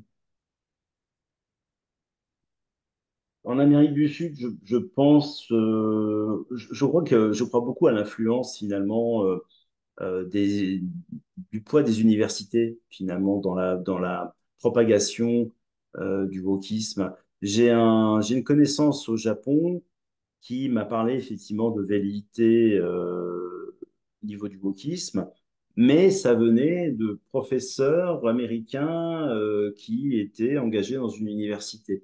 Donc je crois beaucoup à ça, comme quelque part. Un peu, c'est l'espèce de les gens qui font le pèlerinage, ils vont convertir un certain nombre de peuples, etc. Alors pourquoi en Amérique du Sud un peu moins, je ne sais pas dire. Après, le poids de la religion est certainement aussi important. C'est-à-dire que si on raisonne, en tout cas en Occident, et on essaye d'essayer de comprendre pardon, pourquoi le wokisme a eu une telle influence et s'est répandu aussi facilement, je crois qu'il y a aussi le déficit de spiritualité. On n'en parle pas assez de ça, mais je crois que ben, il y a eu tout un processus de sécularisation, il y a eu la perte de vitesse de la religion chrétienne, et je crois que ben, avec ce déficit de spiritualité, ça a créé un vide, c'est-à-dire que les gens ont besoin d'avoir trouver un sens à leur existence. Et quelque part, cet éloignement avec la spiritualité a créé un vide. Et la nature ayant horreur du vide, eh bien, on vient Le créer, wokisme l'a rempli. on vient boucher ce trou, en quelque sorte, par une idéologie porteuse de sens. Eh bien, le wokisme peut paraître pour certains comme une idéologie porteuse de sens, comme l'écologie également. Donc, peut-être que ces sociétés sont plus effectivement dans la spiritualité et notamment avec la religion chrétienne, en ce qui concerne en tout cas l'Amérique du Sud. Après, en Asie, ce sont des sociétés qui sont fortement conservatrices, voilà, qui pour l'instant ne sont pas très sensibles à ça.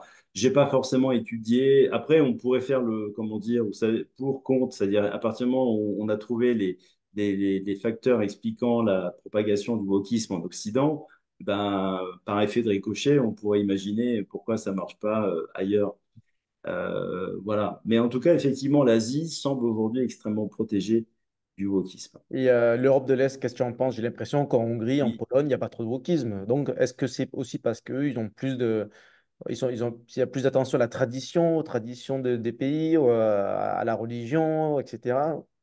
Et d'ailleurs, ils ont moins de minorités. C'est-à-dire, ils sont plus, c'est des peuples plus homogènes pour l'instant.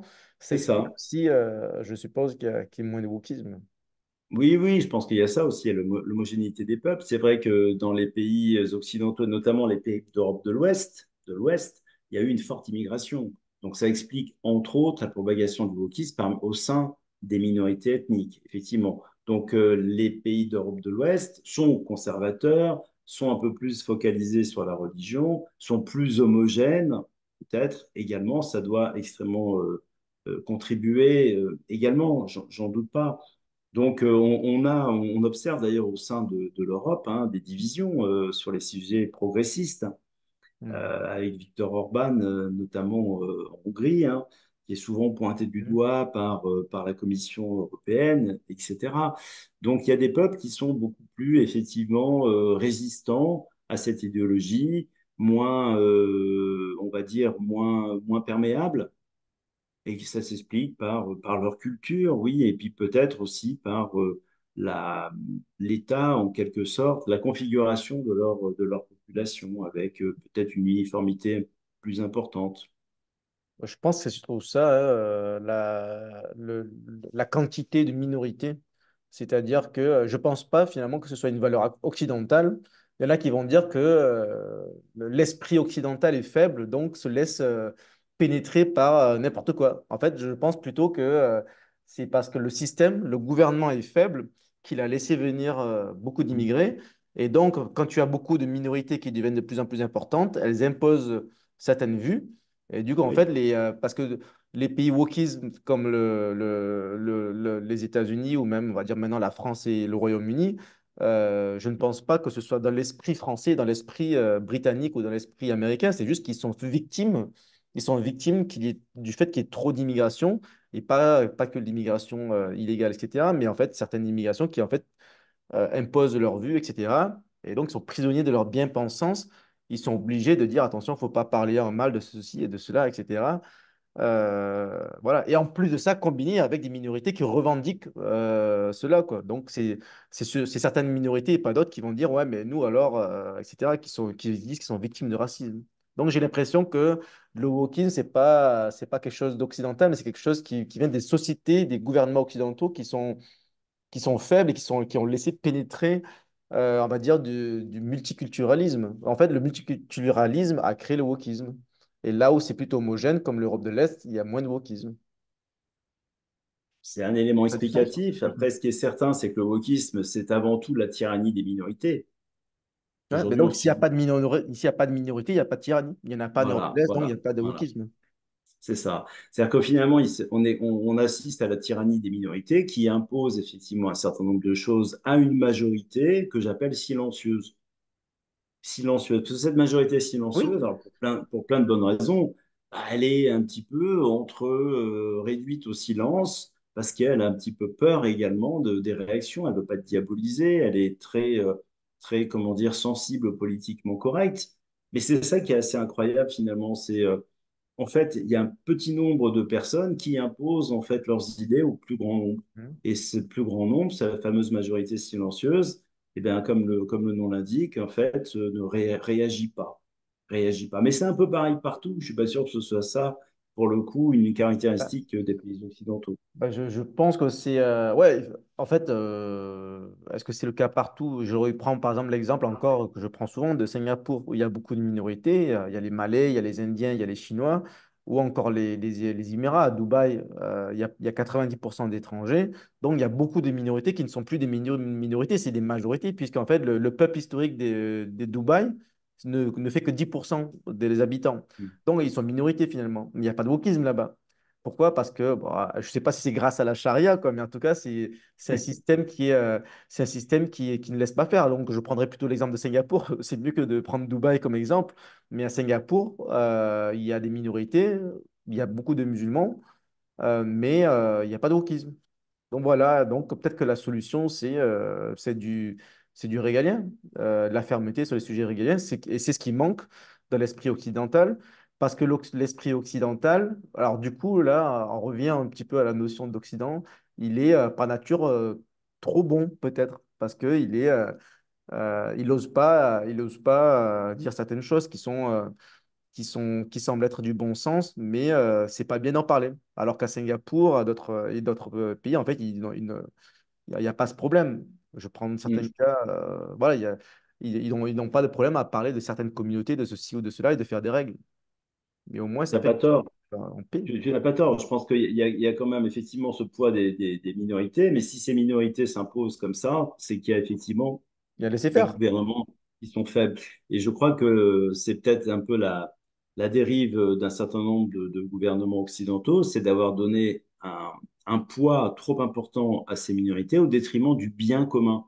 Et cette notion de bien commun, ben finalement, elle a disparu un petit peu, je trouve, du discours politique. Et on a voulu donner trop de considération aux revendications des groupes de différents groupes communautaires, voire des individus. Donc finalement, l'individu a pris le dessus. Alors individu au sens large, on parle des différentes identités, différentes communautés, en fait, a pris le dessus sur ce bien, sur cette communauté, sur le bien commun en quelque sorte. Et je crois que ça, effectivement, c'est une caractéristique des gouvernements, certains gouvernements occidentaux. Alors c'est ce que tu appelles effectivement d'être un petit peu faible, effectivement, car bah oui, on a laissé s'imposer les revendications individuelles quasiment sur l'ensemble de la population. Le bien commun, finalement, bah, s'est vu quelque part substitué à l'intérêt particulier. Oui, donc le Par régalien, oui, humanisme, peut-être que c'est aussi ça fait partie du christianisme, peut-être aussi, c'est-à-dire aider son prochain, ceci, cela. Donc, c'est un petit peu des valeurs qui sont poussées à l'extrême. C'est-à-dire, Oui, on te met une claque sur une joue, tu tends l'autre. Donc, c'est un petit peu ça aussi les valeurs occidentales, j'ai l'impression.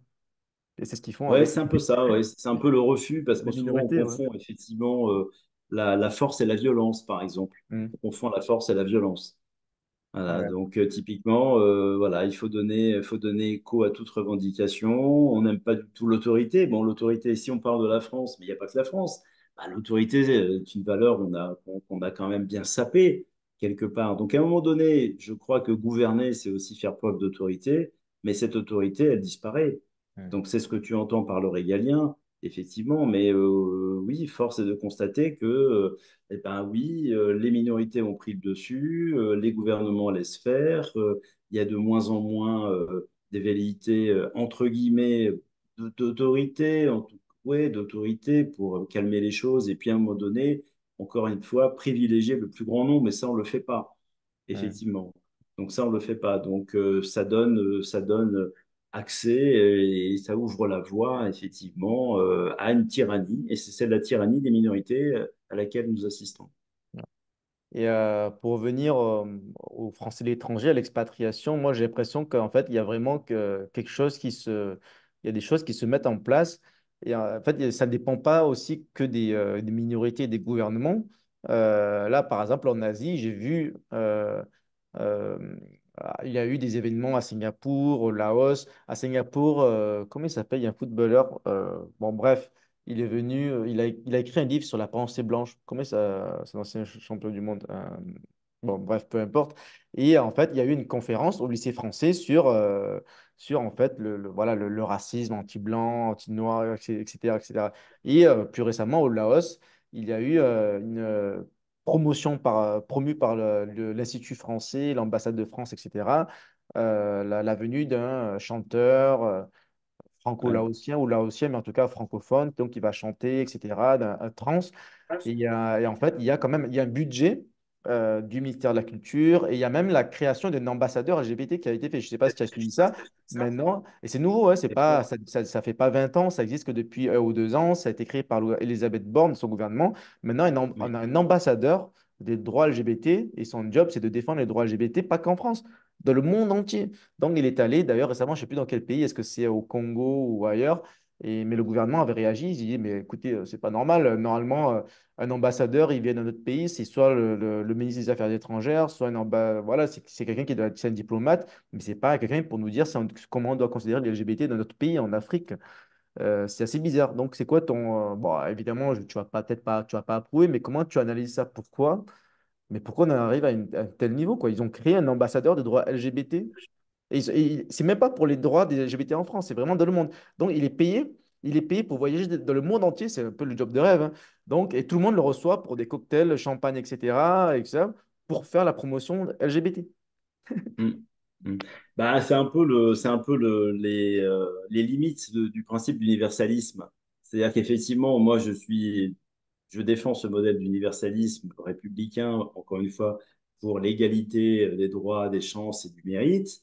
Mais je dois reconnaître que le principe d'universalisme qui consiste à exporter son modèle, le considérant comme le meilleur et l'imposer aux autres pays, aux autres cultures, bah là-dessus, je suis pas tout à fait d'accord. Et effectivement, on considère qu'aujourd'hui, en ayant nommé un ambassadeur LGBT, on considère que nos valeurs, effectivement, où on estime que, bah oui, on a une certaine vision de la société dans laquelle on place les membres de la communauté LGBT avec une certaine, je dirais, position, eh ben, on doit exporter partout dans le monde.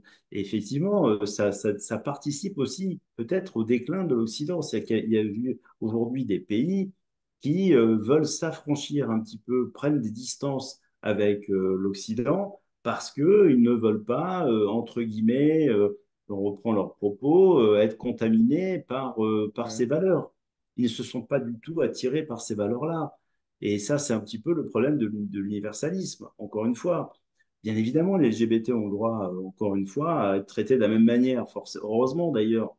hein, mais j'en reviens toujours à ce principe de l'égalité des droits, des chances et du mérite. Il y a une différence entre les LGBT et la propagande LGBT. C'est pas pareil. Eh Donc, oui, les gens ont le droit d'être exactement. gays, Bah, trans, bien sûr. etc., à titre individuel, mais faire la promotion et d'inciter les autres, de se montrer, etc., ça, c'est autre chose. C'est ça, c'est la propagande qui pose problème. Bah, Moi, exactement. C'est la propagande, et puis c'est cette propagande, et puis c'est de la provocation quelque part. Ça peut être perçu comme de la provocation. Hmm. Quoi qu'il en soit. Et c'est vrai, si on revient à l'Eurovision, bah cette nomination d'un chanteur, on sent qu'il y a la dimension politique derrière.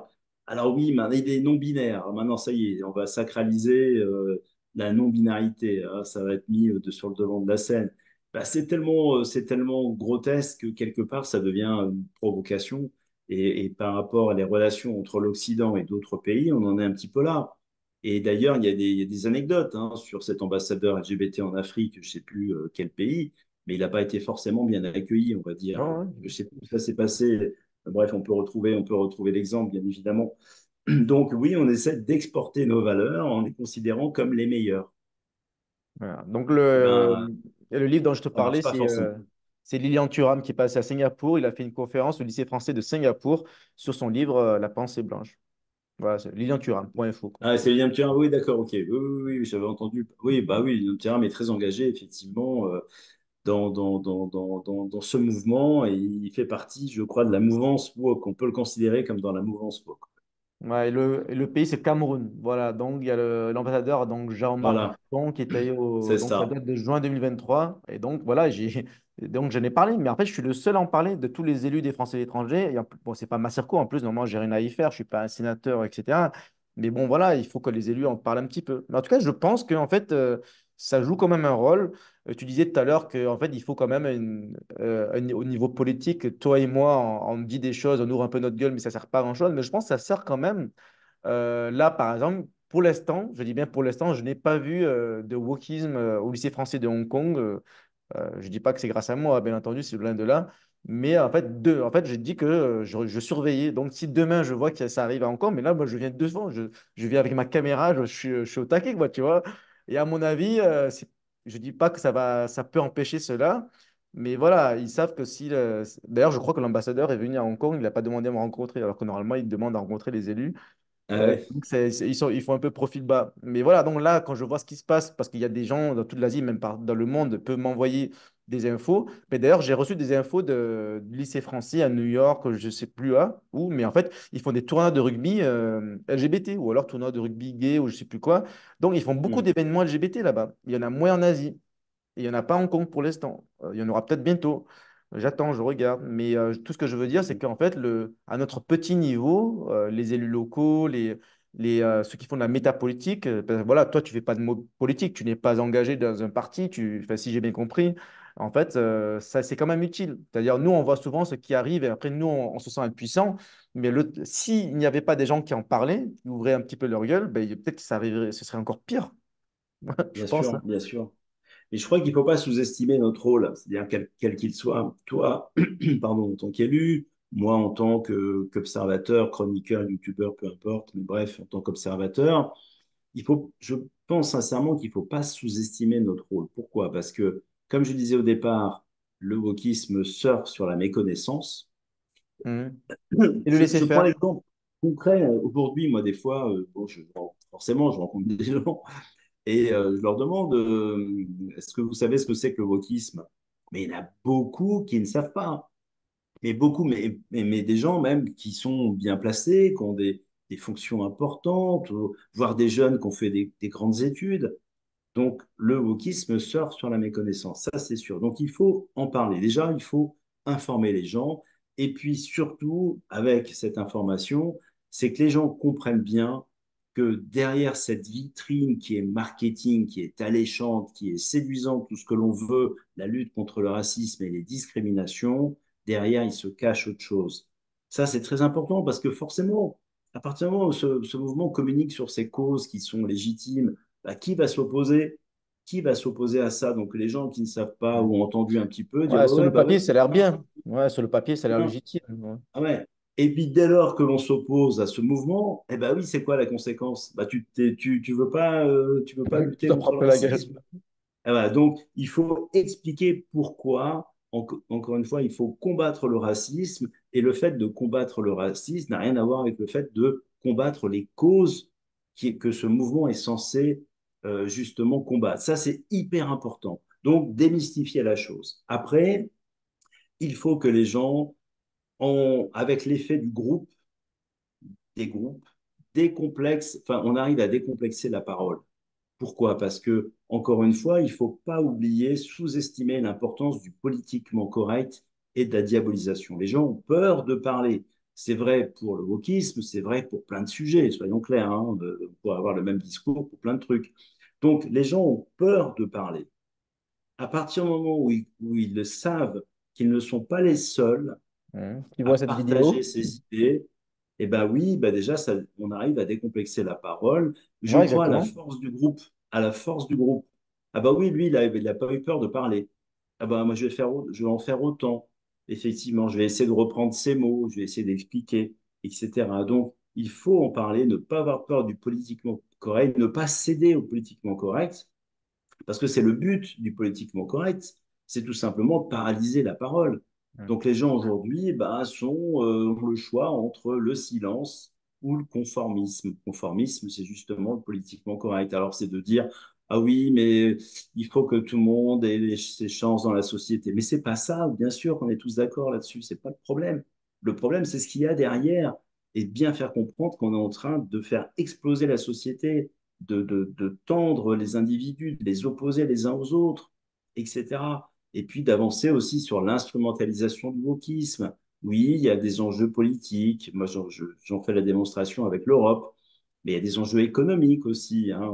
Il y sera d'autres sujets, etc. Donc, il faut expliquer, démystifier et faire en sorte que donner envie aux gens bah, de nous rejoindre et puis aussi d'exprimer leur mécontentement. Il faut exprimer son mécontentement et puis se rapprocher de ceux justement avec qui il partage des idées. Je crois beaucoup vraiment, j'insiste là-dessus, en la force du groupe. D'accord. Ben, écoute, c'est très bien. Moi, je pense on a fait un bon tour du sujet. Est-ce que tu peux rappeler, pour ceux qui ne te connaissent pas, quel moyen tu utilises pour expliquer tout cela? Donc, tu écris tu as des articles, tu es chroniqueur, donc tu as une chaîne YouTube. Donc, quels sont les différents canaux dans lesquels on peut te retrouver? Alors, moi, j'écris pour un média qui s'appelle Le Diplomate. C'est un média qui a été créé par des géopolitologues, mais qui m'ont créé une rubrique qui s'appelle Progressisme, dans laquelle j'écris notamment sur le wokisme. Je vais passer à d'autres sujets que le wokisme, mais en tout cas, ça anime la majorité de mes chroniques en ce moment. Et puis, j'ai créé une chaîne qui s'appelle Les Réveillés, justement pour faire écho aux woke, parce que les woke se disent éveillés. Voilà, donc j'ai voulu tout simplement créer le pendant, les réveiller. Et puis j'interviens aussi dans des conférences ou des débats dîners. Je préfère encore enfin, des dîners ou des déjeuners, peu importe, mais l'idée c'est dans les cercles privés de pouvoir exprimer tranquillement les idées. Pourquoi je dis ça? Parce que je ne fais pas de conférences publiques sur ce sujet-là. C'est trop casse-gueule en réalité. Ça, il faut débattre au sein de clubs, Ben là, on est public, là. de cercles privés, parce que forcément, aujourd'hui, ça montre aussi les tensions de la société. Fais une conférence publique sur le wokisme, tu es sûr que ça va mal se terminer, quoi. Ah, mais tu veux dire Soyons clairs. physiquement, c'est-à-dire il peut y Ouais, avoir des gens qui viennent. il y aura il y aura forcément des troubles faits, des Ouais, ouais, intervenants d'accord. qui vont venir foutre le Mhm. bordel, etc. Donc, c'est pas intéressant. Moi, on m'a proposé de faire des interventions publiques, mais ça m'intéresse pas. Je sais comment ça va se terminer. J'ai passé mon temps à expliquer à quelqu'un qui va sans arrêt essayer de me casser mes trucs et tout. Donc, ça n'a pas Mhm. de sens. C'est contre-productif. Donc, par contre, effectivement, le concept d'un déjeuner, d'un dîner avec un débat, ça, c'est intéressant dans des clubs privés. Donc, c'est ce que je fais principalement. Et puis voilà, puis la chaîne YouTube que je souhaite développer parce que je l'ai un petit peu délaissée, mais je vais publier de plus en plus. Et mon but maintenant, c'est d'interviewer aussi différentes personnalités sur le thème du wokisme, parce que je m'aperçois que, et notamment les géopolitologues, parce que souvent, quand ils parlent de conflits, alors, le géopolitologue, de toute façon, de base, dit que tout est lié. tout est lié dans la géopolitique, Mhm. bien évidemment. Et souvent, il parle sans développer du wokisme. Voilà, donc à un moment donné, il parle du wokisme, c'est d'interviewer un certain nombre de personnalités, justement pour les faire réagir sur le wokisme. Alors bien évidemment, je leur soumettrai un texte avant sur ce que moi, les idées que je développe et les faire réagir, mais en restant dans leur domaine de compétences et de voir comment, en restant dans leur domaine de compétences, ils voient effectivement l'interaction avec le wokisme. Voilà. Est-ce que je peux te poser une question un peu plus personnelle? Pourquoi toi, tu t'intéresses au wokisme plus que sur d'autres sujets? Qu'est-ce qui t'a donné envie de faire ça? Parce que quand je me suis lancé là-dessus, en tout cas quand j'ai commencé à m'intéresser vraiment au sujet dans les fins d'année, on va dire fin 90, j'ai eu une vision, on va dire, dans laquelle j'estimais que ce mouvement était dangereux pour la société et que ça allait la diviser encore plus. Voilà, donc je voyais dans ce mouvement, encore une fois, un phénomène qui allait diviser, opposer les individus, créer des tensions. Et je partais du principe aussi que ça allait tendre encore plus les individus sur le domaine de la race. Parce que finalement, je voyais bien arriver avec la théorie critique de la race, bah, le fait qu'on faisait ressurgir le concept de la race. Donc j'ai estimé que c'était une théorie dangereuse. Et de et je pars du principe également qu'il faut absolument se battre plutôt contre toute initiative qui vise à freiner la liberté d'expression et le débat d'idées. Et j'estime également que le wokisme, au regard de la cancel culture, œuvre pour restreindre les libertés individuelles, la liberté d'expression, aller vers la censure, aller vers l'autocensure et mettre fin au débat d'idées. Donc voilà, moi je défends le wokisme en fait est l'une des théories ou l'un des mouvements que je combats, mais d'une manière plus générale, je souhaite m'engager sur la défense de la liberté d'expression et du débat d'idées. D'accord. Donc, bon, je comprends bien, c'est pour se concentrer sur le wokisme en dehors on va dire, des clivages politiques. Donc, en fait, si je comprends bien, les réveillés, ce n'est pas lié à quelque parti que ce soit. Un peu comme, je sais pas, Némésis, c'est pas politique aussi, mais bon, et elles sont, c'est une cause identitaire féministe, voilà. Est-ce qu'un jour ça peut changer? Est-ce que toi, tu te dirais, ben moi, Philippe, j'ai plus envie de faire juste de la métapolitique, j'ai envie de la faire de la politique, je vais m'engager en politique. C'est pas l'idée pour l'instant. Ou peut-être ça C'est peut pas changer, l'idée je sais pour pas. l'instant. Je pars du principe un peu benoîtement, peut-être que je pourrais également interviewer des personnes de gauche. En tout cas, ce serait le but de pouvoir interviewer des personnes Mhm. de tous les horizons politiques. Et il y a des personnes de gauche aujourd'hui. Si je prends par exemple Elisabeth Badinter, qui a été effectivement une féministe engagée, entre autres, hein, et qui est aujourd'hui extrêmement critiquée, attaquée par les néo-féministes, ben, je ne suis pas certain que Madame Badinter voudrait témoigner. C'est bête, c'est dommage, mais je pense que c'est comme ça. Parce que quelque part, aujourd'hui, on a tellement diabolisé aussi les gens qui s'opposent au wokisme en les mettant dans la case des gens, entre guillemets, d'extrême droite, de fascistes, de racistes, etc. C'est quelque part, même si ces gens-là sont suffisamment intelligents pour faire la part des choses, je parle de Madame Badinter, bah, quelque part, je ne suis pas certain qu'elle irait témoigner sur ma chaîne ou dans le journal pour lequel je réalise des chroniques. Mais oui, je pars du principe qu'il faut défendre des idées. Les idées ne sont pas, je l'espère, le privilège de tel ou tel parti politique et que ça doit intéresser tous les Français au-delà des clivages, de tout type de clivage. Ok, très bien. Mais peut-être qu'un jour, oui, peut-être qu'un jour, pourquoi pas, ça m'amènera sur le chemin de la politique. Après, il y a des partis politiques qui me contactent. Je suis intervenu pour faire une conférence pour le parti de Florian Philippot et les Patriotes. Voilà, j'ai accepté leur invitation. Oui, en tant Euh, qu'intervenant extérieur. Bon, ça, c'est normal. en tant qu'intervenant extérieur, voilà, je m'interdis pas d'aller, bien évidemment, faire un certain nombre de témoignages dans les partis politiques, par contre. Ouais. Ouais. Mais j'aimerais bien que ce soit les partis politiques de tout l'échiquier politique. Mais malheureusement, ce ne sera pas le cas.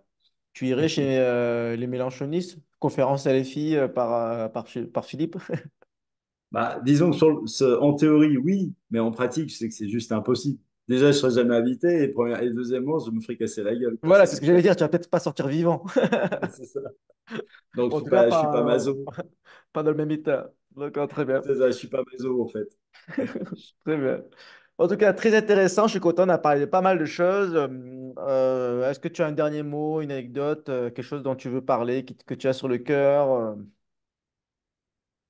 Non, non, non, non. Pour conclure, j'insisterai vraiment pour nos auditeurs sur le fait de ne pas avoir peur de parler, de dire les choses, Hmm, encore une fois, sans agressivité, sans comment dire, stigmatiser les gens. C'est pas le but. Mais je crois qu'il faut regarder le wokisme froidement, ne pas avoir peur de dire les choses en toute intelligence, avec le respect que l'on doit aux uns et aux autres, mais ne pas céder au politiquement correct. Parce qu'au-delà du wokisme se joue encore une fois la liberté d'expression et la défense du débat d'idées. Et malheureusement, sur plein de sujets, encore une fois, on voit que ça devient de plus en plus difficile. Donc, j'encourage les gens qui nous écoutent à oser, oser, oser parler, oser écrire de façon à ne pas céder à cette, comment dire, à cette pression parce que ça fait partie du wokisme. Cette hmm. pression fait partie, de manière plus générale, de la doxa, la pensée dominante. Je l'avais expliqué dans une de mes vidéos, tous les mécanismes qui font que finalement les gens aujourd'hui ont peur de parler. Donc, si on veut avancer sur tous les sujets de société, je dis bien tous les sujets de société, il faut œuvrer pour faciliter la liberté d'expression et le débat d'idées. C'est comme ça qu'on y arrivera. Voilà. Donc, il faut oser, oser et oser encore. 100% d'accord. Il faut libérer la parole. Tiens, ça me donne une idée. Je vais écrire un mail ce soir, là, demain. Je vais dire libérer la parole et je vais partager notre vidéo qu'on vient juste de faire. Voilà. Très bien. Merci beaucoup, Philippe. Et j'espère à très bientôt à Rennes ou à Paris ou ailleurs ou au Vietnam. Et au Vietnam, peut-être. Ou à Hong Kong. Ou à Hong Kong, Je peut-être. t'attends, je t'attends. Eh ben, écoute, je ferai signe, en tout cas, si j'y vais, bien évidemment. Ça marche, on Merci pour pourra cette capter un pont. invitation et cet entretien très sympathique. Merci à toi pour ton temps. C'était très intéressant. Bye bye. À bientôt. Ciao.